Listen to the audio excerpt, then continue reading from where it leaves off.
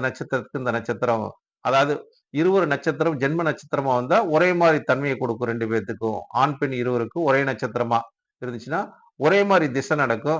அது சுப திசையா இருந்தா சுப பலனையும், அசுப திசையா இருந்தா அசுப பலனையும் குடுத்துரும்னு சொல்லுவது ஜோதிட சாஸ்திரம் சொல்லப்பட்ட நிகழ்வு தான். இருந்தாலும் இந்த கட்டத்தில் உண்டான கிரகங்களோட திசைகள் நடக்கும்போது, இந்த வீட்டின் அதிபதியும், அந்த வீட்டின் அதிபதியும் ஆண், பெண் இருவர் ஜாதகத்தையும் அ இந்த ஜாதகத்துக்கு எவ்வளவு தோஷம் இருக்குது, இந்த ஜாதகத்துக்கு எவ்வளவு சந்தோஷம் இருக்குது, இது தோஷம் ஜாதகம் எவ்வளோ, இது சந்தோஷம் எவ்வளோ அப்படின்னு 2யும் சீர்தூக்கி பார்த்து, அதுல பொருத்தத்தை நிர்ணயிப்பது தான் ஒரு ஜோதிடரோட கடமை.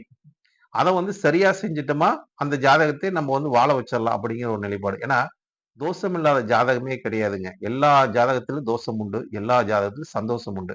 இதில எவ்வளவு சந்தோஷம் இருக்குது, அதுல எவ்வளவு தோஷம் இருக்குது. இத நிர்ணயிக்கிறது தான் ஜோதிடத்தோட ஒரு தலையாய கடமை. இதற்கு நம்ம அவசரமா முடிவு எடுக்க முடியுமான்னு பார்த்தா நிச்சயமா முடியாதுங்க. ஏன்னா